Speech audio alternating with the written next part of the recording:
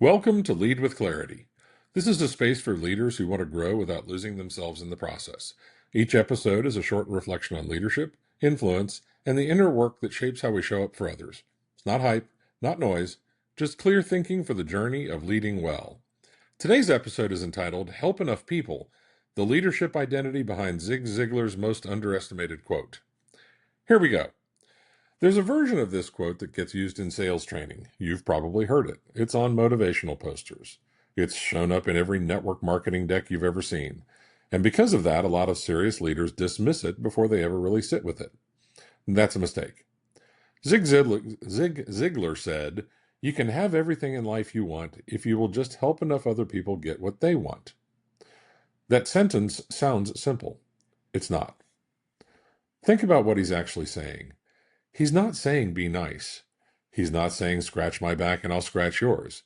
He's saying something much more fundamental about how influence actually works and about what leadership actually is. Here's the misread. Most people hear abundance in that quote. They hear, if you help, you'll receive.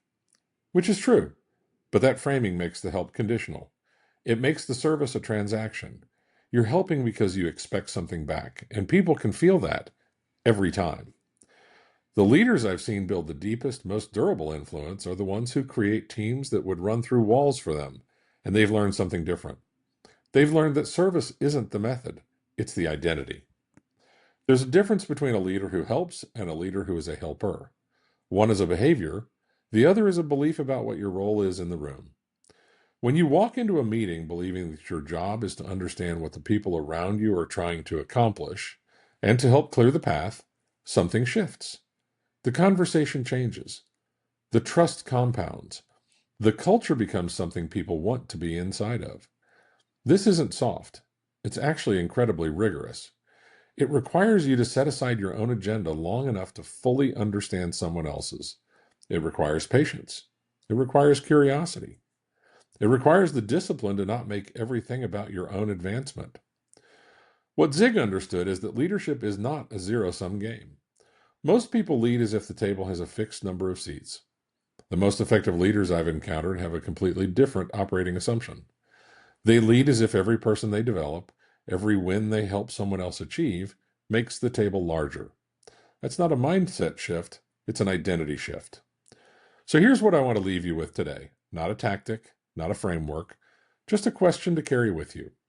At the end of each day, can you name one person whose path forward became clearer because of your attention, your time, or your investment in them? That's the standard. Not your output, not your results, not how impressive your week looked on a dashboard. One person, each day, moving forward because of you. That's what Zig was pointing at. And in my experience, the leaders who live inside that question are exactly the ones who end up with everything they were chasing in the first place.